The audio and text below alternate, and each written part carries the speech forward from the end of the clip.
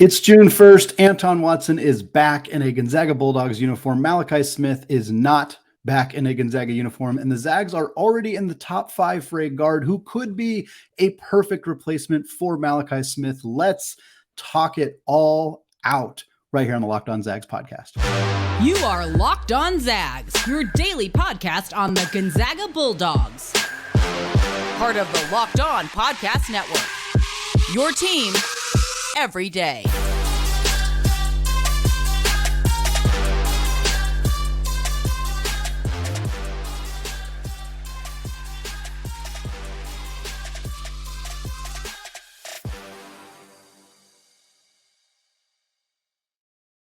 What is going on, y'all? Welcome to the Locked On Zags podcast, part of the Locked On Podcast Network, your team every day. I am your host and longtime Gonzaga podcaster, Andy Patton, here to give you news and updates on all things Zag athletics.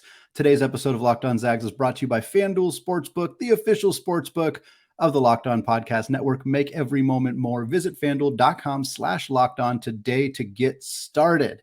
Happy June, folks. It is officially the end of the NBA draft declaration timeline. Anton Watson is back. Malachi Smith is not back. That is the direction things had been trending. We're going to cover all of that today, as well as another look at UC-Riverside guard Zyon Pullin. We talked about him last week. You everyday listeners will remember our conversation about Pullen. For those of you who did not hear that episode, go find it in your feed. It was about a week ago, but he has listed Gonzaga in his top 5. We'll close out the show talking about how he could be a perfect replacement for Malachi Smith. Folks, if you are on YouTube, you are seeing the new and improved graphics package. It looks excellent. Highly encourage anybody who has not checked out a show on YouTube to go do so and hit that subscribe button while you are there. It is a very fun look at how we are doing things now here on the Locked On Podcast Network.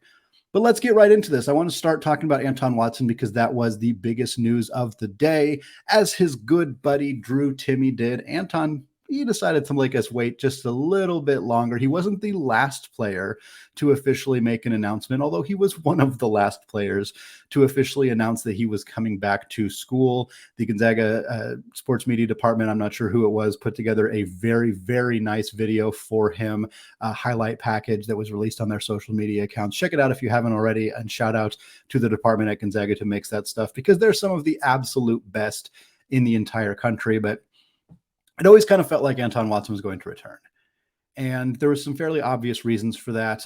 One, I don't think that he was really showing up on a lot of mock drafts. And for a player who I think does have NBA talent, and I have been banging the drum for Anton Watson being a potential NBA player literally since he was a freshman.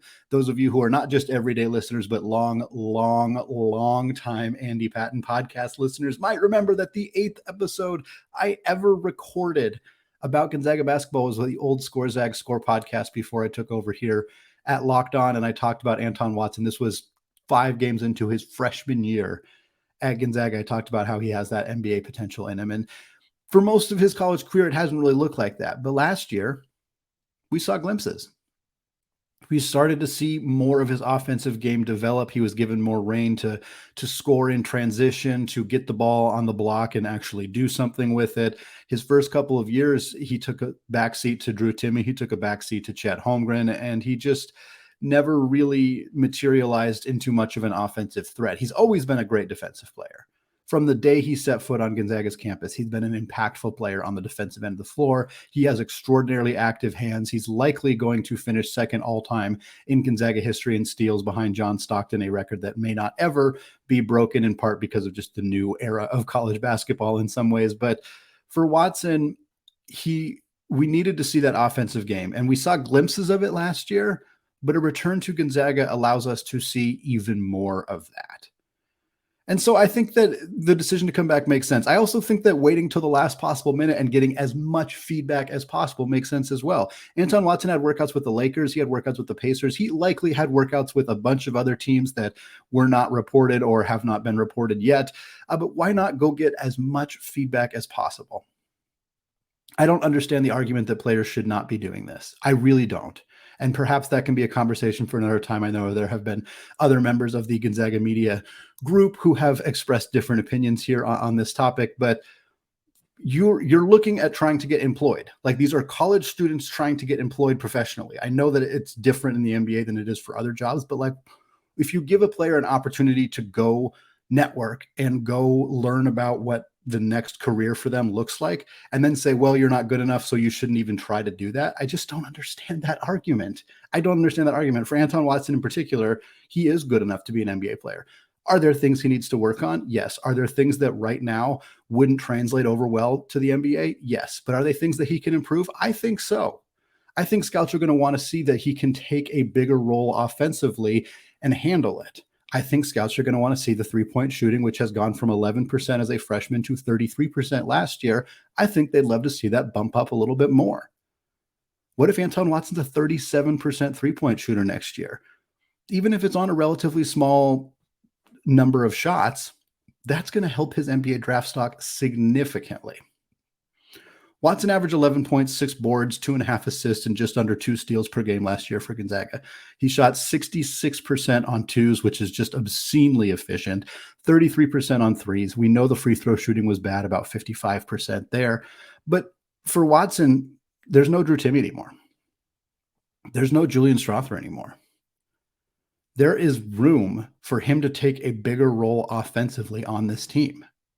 And yes, Ryan Nembhard is going to change the dynamic of this Gonzaga offense significantly as a point guard who's really ready to get out in transition, who runs the pick and roll as good as just about anybody in the country. That's going to change the dynamic. Graham Ike is a guy who scored 20 points per game at Wyoming the last full healthy season that he had. That's a player who's going to need the ball in his hands to do some work. But they're not Drew Timme, and they're not Julian Strawther. And for me, Anton Watson's a player who could average 15 and 8 next year. And if he's putting up that kind of production with 35-ish three-point shooting, yeah, his age is going to be a determining factor for him as an NBA draft pick. I think it probably prevents him from being like a first-round guy. But can Anton Watson sneak into the second round with a 6'8" frame, high-level athleticism, really good defensive instincts, and now at least capable three-point shooting if he shows that next year? I think so. And I think for Anton Watson, that's the right decision to make, to come back to school, attempt to do those things. I hope the staff was kind of pushing, hey, we view you as having a bigger role next year. We kind of want this to be your team. You're the senior leader. You're the veteran guy. You're the player who's going to kind of be the straw that stirs the drink. And I don't see why that wouldn't be Watson's role next year. It does have a ripple effect on the rest of the roster. It likely means less playing time for Ben Gregg, which I also want to shout out Ben Gregg's father, Matt Gregg, who tweeted shortly after Anton Watson's announcement, basically said, I'm so happy Anton's back. I know that it might mean less playing time for Ben, but you know, we want this team to be as good as possible. And we want Anton to be around as like a mentor. And I love that. I love that attitude. It sucks to lose playing time. If you're Ben Gregg and you see that, like, you know that this is part of what has just happened, is that you have gotten less playing time for next year's team because of Anton Watson's return. How you handle that is kind of proof of who your character, you know, your place on the team and all of that stuff. And for Ben Gregg, I don't know how he's handling it specifically, although I have an inkling that he is handling it just fine because that's the kind of character that he is. That's the kind of person that he is. But yeah, he's probably coming off the bench now. It's probably Anton Watson and Graham Ike starting at the 4 and the 5. Ben Gregg playing those third big minutes, kind of like he did last year. I suspect he'll play more. I think he'll have a bigger role. It also creates a potentially playing time competition between Braden Huff and Caden Perry for those fourth big minutes. Gonzaga hasn't really played a lot of fourth big minutes. Efton Reed was the fourth big last year. He played just a few minutes per game. So there's not a lot of minutes to go around for those fourth and fifth guys. It's also interesting to see what this means for Yo and Tui, the two freshmen coming in. They're kind of 3-4 hybrids. I think, and we'll get to this a little bit more with the Malachi Smith conversation, but I suspect that those two guys are going to be relied upon more to play the 3, specifically Yo, who I think is more ready to contribute at the college level. If he's playing the 3, that gives Watson, Gregg, and Ike more minutes to split at the 4 and the 5. It also probably slides Steele Venters down to the 2. And I actually think that's good because Gonzaga doesn't really have a 2 because Malachi Smith didn't come back.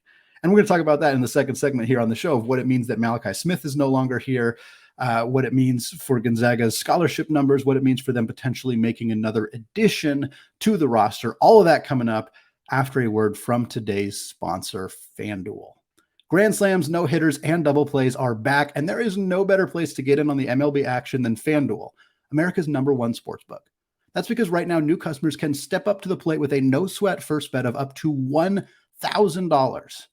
Just go to FanDuel.com/lockedon, sign up, place your first bet, and get up to $1,000 back in bonus bets if you do not win.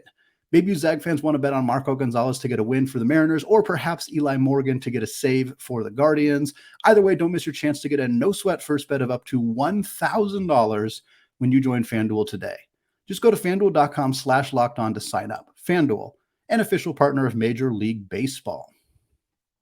All right, folks, want to thank all of you for making Locked On Zags your first listen or your first watch of the day. For those of you checking out the new graphics package here on YouTube, we got so much more coming your way here in the month of June. Of course, we're recapping the Anton Watson and Malachi Smith decisions today. We're going to continue to talk about potential transfer portal additions the Zags could make in that guard spot. They now have 2 scholarships open. What does that mean for Mark Few's team? We'll, of course, continue to look at Julian Strawther and Drew Timme as they pursue their professional basketball playing careers in the NBA. All of that stuff coming up in later episodes this week and this month on the Locked On Zags podcast. But for now, let's celebrate Malachi Smith. Because Malachi Smith made a decision that many felt he was going to make all along, which is to not return to Gonzaga for a 6th year of eligibility. I think Rasir Bolton's decision to return as a grad transfer, I think, may have caused a lot of people to assume that players are going to use as much eligibility as possible. And I was surprised that Rasir Bolton chose to return, and I was not as surprised that Malachi Smith did. I think when you graduate transfer, most of the time you're expecting that to be a 1-year deal. And Bolton was a bit of a surprise. And quite frankly, Bolton's decision to return to Gonzaga had a ripple effect that impacted Malachi Smith. Malachi Smith probably expected to play more minutes last year, probably expected to start. That did not happen because of Nolan Hickman's emergence as the starting point guard, because Rasir Bolton came back and they weren't going to bring him back to come off the bench. It also had a ripple effect on Hunter Salas and Dominic Harris, who, of course, both entered the transfer portal and will play next year at Wake Forest and LMU, respectively. And I don't want to make this seem like I'm blaming Rasir Bolton for anything. I was happy as heck to have him back. And if a player wants to come back and play, he wanted to come back and get his graduate degree. There is absolutely nothing wrong with that. But we're in an era of college basketball where, because of this extra year of eligibility that most players have, because of the deadline for NBA draft declarations, because of the transfer portal deadline, it's really difficult to know what your roster is going to look like. And coaches have to make guesses, and they have to add insurance plans that they maybe are adding before they know what's going to happen with the roster. And they added Efton Reed not knowing if Drew Timme was going to come back. They added Malachi Smith not knowing what was going to happen with the rest of the guard room. And it can create situations where you have players who end up in a situation where they thought they would play more. And I think that that's what happened with Malachi Smith. And I'm not saying that because he has complained or he has said anything publicly or even privately that I am aware of. I just have a feeling that while WCC's 6th Man of the Year was a pretty impressive award for him to win, that was not necessarily his goal coming to Gonzaga. And while he may have started next season, he may have started alongside Ryan Nembhard and pushed Nolan Hickman to the bench. He also may not have. He also may have come back and played a similar role as a third guard, 6th man, that kind of situation. And maybe that's not what he wanted. And I don't really blame him for that. If he wanted to go start his professional career, NIL opportunities for Malachi Smith at Gonzaga were probably not exactly super lucrative for some players like Drew Timme, players like potentially Zach Edey or Oscar Tshiebwe, although he decided to stay in the draft. Those guys can potentially make more money in college than they would with their first professional contract, or at least a comparable amount. Malachi Smith's probably going to make more money playing overseas or even playing in the G League than he would have made at Gonzaga. Money's not the only driving factor, but if you don't think you're going to make as much money coming back to school, you don't think it's going to boost your draft stock, or you think that your professional career is going to start somewhere outside of the NBA regardless, maybe it makes sense to make the decision to just start that process now. So that's what I think kind of happened with Malachi Smith here. He decided, hey, college is, I'm done. I've done all I can do at college, and he has accomplished a whole bunch in his college basketball career, and I'm going to try my hand professionally. What does this mean for Malachi? I'm not really sure. I don't see him as an NBA player. I certainly don't see him as a draftable player. I think he could be a summer league invite, the way that Joel Ayayi has been, the way that Tommy Kusi from St. Mary's was last year, the way that Khalil Shabazz 1,000% certainly will be out of San Francisco. And I think he could be a guy who sticks in the G League if he wants to. Again, Joel Ayayi put up nice numbers in the G League last year. Jamari Bouye put up excellent numbers in the G League out of San Francisco last year. Malachi strikes me as the kind of player who could have that kind of production in that league if he wanted to. Of course, he could also go overseas. That's what most players do. And you look at the history of Gonzaga basketball, and the vast majority of players who leave this program play professionally in some capacity, and most of them don't play in the NBA. Most of them go overseas. And I think that that's very plausible for Malachi Smith. I never like to speculate where they might go because it's too open-ended. I don't know each player's individual needs, desires, wants. Do you want to play overseas? Would you rather stick it out in the United States? Do you have friends, family in certain places? It's just impossible to know all of that stuff for Malachi Smith. But I do think that he is made probably the right decision to pursue a professional career at this stage in his basketball playing career, and forego the opportunity to come back to Gonzaga when a role for him was not necessarily super defined. So what does it mean for Gonzaga? Well, it means they're short a guard. It means they have 2 scholarships open. And while I do not expect them to fill both of these scholarships with transfer portal additions, I think they will keep a scholarship open most likely. I think they'll add at least somebody. And I think they'll add a guard. We had a long conversation recently on the show about Grant Nelson, and I know that the Zags have been very adamantly pursuing Grant Nelson. And look, if he wants to come to Gonzaga, they'll add him and they'll figure it out. They will figure it out. If that means Steele Venters is exclusively playing the 2 and Grant Nelson is playing kind of like a 3 on offense and a 5 on defense, that's fine. They'll figure that out. Grant Nelson's 6'11". He can handle the basketball. He can shoot the 3. He can block shots. You're gonna add a guy like that if you can, and you'll figure the rest of the pieces out. But if he's no longer an option, and I have a feeling that Kentucky is going to throw a big old bag at him now that they lost Oscar Tshiebwe. They should, at least. If Kentucky or Arkansas or Alabama throws as much money as possible at Grant Nelson, I think he ends up one of those 3 places. Gonzaga needs to prioritize adding a guard. And really, they should prioritize adding a guard who is not a point guard, because they already have point guards. They have Ryan Nembhard, one of the best point guards in college basketball. They have Nolan Hickman, who was their starting point guard last year, who is probably going to shift into more of an off-ball role. For me, the kind of player that Gonzaga needs to add to this roster is a player like Malachi Smith. And that's why it's a little frustrating, although, again, understandable, at least in my opinion, why he wouldn't come back. But a bigger guard, 6'4", 6'5", even 6'6", a physical guard, a good defensive guard, a guard who can also shoot threes, but who doesn't need the ball in his hands. Like, we don't want a ball-dominant guard. We have those. Ryan Nembhard and Nolan Hickman are ball-dominant guards. I think Hickman's going to adjust well to being an off-ball, not as ball-dominant guard, but that's the role he has played. Ryan Nembhard will forever be a ball-dominant guard. That is who he is. He is PG1. He is going to play that role. Steele Venters is not at all a ball-dominant guard, which is why he's a solid fit. He's a catch-and-shoot three-point specialist. He's not necessarily going to need the ball in his hands a lot. But if you add another guard who wants the ball, it just gets a little bit murky. You have a hard time, and Gonzaga's done this in the past where they love the 2-guard lineup, the 2-point guard lineup, and they've played it to perfection. The 2 times they've made the national championship game in 2017 and 2021, they were starting 2 point guards, Nigel Williams-Goss and Josh Perkins, of course, and then Jalen Suggs and Andrew Nembhard. In 21, they're going to try that again with Nembhard and Hickman here, but it'll be interesting to see if they do end up trying to find a guard who kind of fits more of a defensive specialist, good outside shooter, kind of microwave 6th man, can come off the bench and give you points in a hurry, change the dynamic of the game. Like, that kind of player seems like a missing link for Gonzaga. Unless they believe Dusty Stromer as a true freshman can come in and play that role, which he totally could.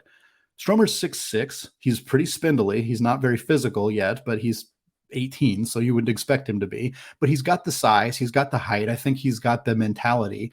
But I'm not sure he's ready for that role right away.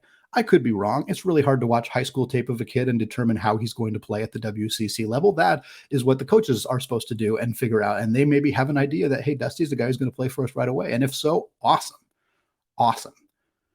But if not, or if you want his role to be a little bit more limited as a freshman, you need to go find a guard who is like Malachi Smith, who plays that role, who can be a 6th man, who can start in a pinch if you need him to, who can hit big shots in the NCAA tournament. All the stuff that Malachi Smith totally did during his brief but excellent Gonzaga basketball playing career. Well, folks, I don't want to leave you hanging on that, because there might be a guy who perfectly fits that mold for Gonzaga, a Malachi Smith replacement in Zyon Pullin. He is a transfer from UC-Riverside. We discussed him on a recent episode. Go back and check it out if you have not done so yet. But we're going to talk more about who he is today because he listed Gonzaga in his top 5. Could he end up being Mark Few's latest guard transfer addition? More coming up on that right after this.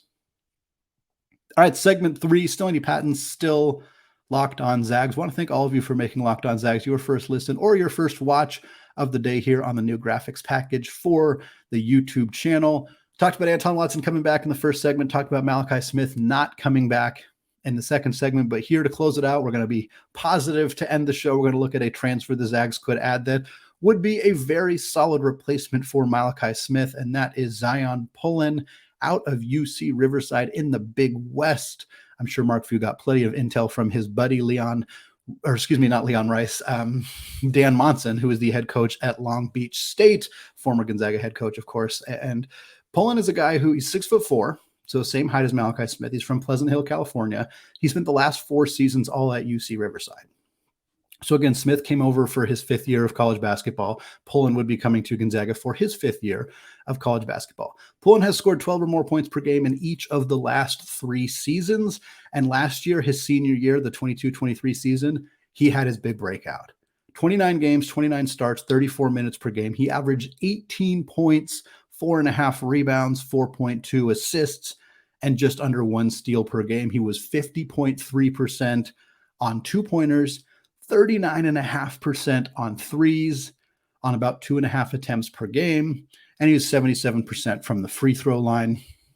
He has some really nice performances against very good teams, 21 points, 5 boards, and 3 assists in a road loss to the Ducks of Oregon last year, 30 points and 6 assists on 5 of 6 shooting from deep against the San Diego Toreros. Yes, San Diego was not a great team, but guess what? It's a team he would play in the WCC, so seeing him drop 30 on them is always an encouraging sign. He also had 17 points and 6 assists in a road loss to the Colorado Buffs, one of the most intriguing teams last year, a team that might be in the top 25 this season as well. So who is interested in Zyon Pullin? Well, right now he has revealed his top 5. This came out on Wednesday. His top 5 list is Xavier, Michigan, LSU, Florida, and Gonzaga. Let's take a look at each of those 5 programs. We'll, of course, talk more about Gonzaga. For Florida, I think there's a connection there with Todd Golden. For Pullen to be a guy who exceeded in the Big West for 4 years, I have a feeling Todd Golden recruited him out of high school.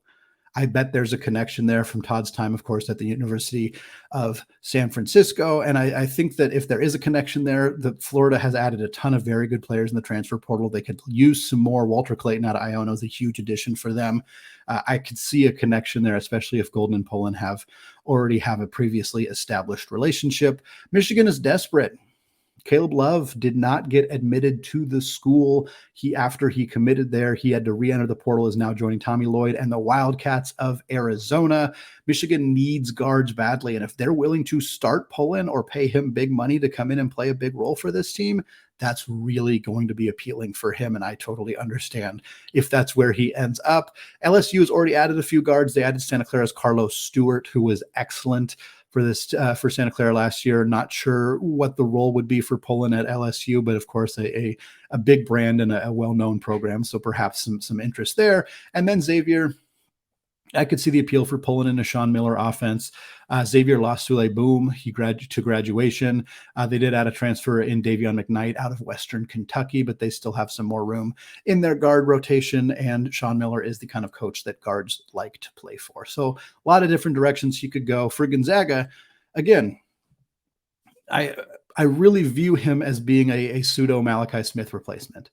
He comes in and he competes to start at the 3, or he comes off the bench in that 6th man role. I think he could absolutely start on this team. I say start at the 3. He could start at the 2 if Gonzaga is actually willing to bring Nolan Hickman off the bench after he started every game last year. That could be a reality for Gonzaga, is you start Nembhard at the 1, you start Pullen at the 2, you start probably Venters at the 3, Watson and Ike at the 4 and the 5, and you have Hickman and Gregg coming off the bench along with Yo and Huff, Perry, whomever else ends up kind of climbing into that rotation. Probably just those three guys, to be perfectly honest. But I could also see Pullen being the bench guy and Hickman being the other starter. Perhaps Venters starts at the 2, Yo starts at the 3, and you end up having Hickman and Pullen coming off the bench along with Stromer. I'm not sure. There's a lot of different options for Mark Few here. It's the big things that are going to be determined are how ready Yo is to play right away. That's a huge question for this team. If they make another addition, of course, if Pullen is that guy, and if Mark Few is willing to start or not start Nolan Hickman. There's kind of a lot of questions there. I don't know what they're saying behind the scenes, but I view Pullen as the kind of player who could play big minutes for this team, whether he's starting or coming off the bench. I think if he were to come off the bench, he would literally compete for 6th man of the year. I think he would play a similar role to Malachi Smith as kind of a microwave scorer off the bench, a guy you bring in situations where you need buckets. Defensively, I think he's going to be solid. That's an area that I want to see. I need to see him a little bit more, watch a little bit more film to get a better sense of who he is as a defensive player. His numbers defensively at UC-Riverside are solid, but it's in the Big West, and it's a little hard to know how much of those numbers are legitimate or not. But he's a one-and-done guy. He's not going to slow the development of Dusty Stromer. He would come in and probably fill a role that would otherwise be filled by Stromer. So that's another part of the equation for Mark Few and his staff, is figuring out, hey, are we ready to delegate 20 minutes a night to Dusty Stromer, or 15 minutes a night, or even 12 minutes a night? And if the answer is no, then we have to figure out who we want to bring in. And Pullen's the guy who could play 20 minutes, 25 minutes off the bench or as a starter and be completely capable of contributing at this level. So those are kind of the big questions that this staff has to add. I really like Zyon Pullin. I liked him when we first talked about him last week.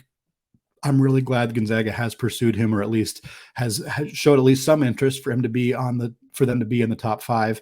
Hopefully we'll get some more information on potentially a visit here, because losing Malachi Smith is a tough loss for this team. It's a tough loss to their depth. It's a tough loss to their outside shooting. It's a tough loss to their overall offensive ability. And it's a tough loss for them defensively too. Malachi was not the best perimeter defensive player on this team, but he was above average at it. And I think that losing that is going to hurt this team, especially with the replacements being Nembhard and Venters, who are not very good defensive players. Pullen could be more of an addition on that end of the floor, while also providing that outside shooting, that overall scoring punch in, again, either a bench role or even a potential starting role for this team. So I think there's a lot of appeal for Zyon Pullin. I think the Zags could sell him on a Jordan Matthews, Byron Wesley, Admon Gilder type path of a grad transfer. Even Rasir Bolton, even Malachi Smith. Again, all of those players have filled a vaguely similar 1 year, come in and either start or play a big role off the bench type of role. And Pullen could very easily be next in line. And it's worked for Gonzaga so well so many times. And I don't see any reason why a player of his caliber coming to Gonzaga wouldn't thrive in Mark Few's offense. Well, that is going to do it for me today. We got more fun stuff coming your way on Friday. We're going to talk about some realignment conversation that has cropped back up with the Big 12 Conference, what it means for Gonzaga. We're going to continue to look at draft profiles for Strawther and Timme. We're going to, of course, continue to explore transfer portal options as we see fit, as we get into the slower months for college basketball, June, July, August, September. It's going to get a little bit slower, but don't worry, Locked On Zags is not going anywhere. I will be with you 5 days a week for the next couple of months. So keep checking out the show. Find it on YouTube. Find it on wherever you get your podcast. Leave a review on iTunes. Hit that subscribe button on YouTube if you have not done so yet. And if you're here just to check out the new graphics package, welcome. You can see in the corner there the Watch Next button. Check out the Locked On College Basketball podcast, covering all things about this beautiful game 5 days a week right here on the Locked On Podcast Network. All right. Thank you all for listening. And as always, go Zags.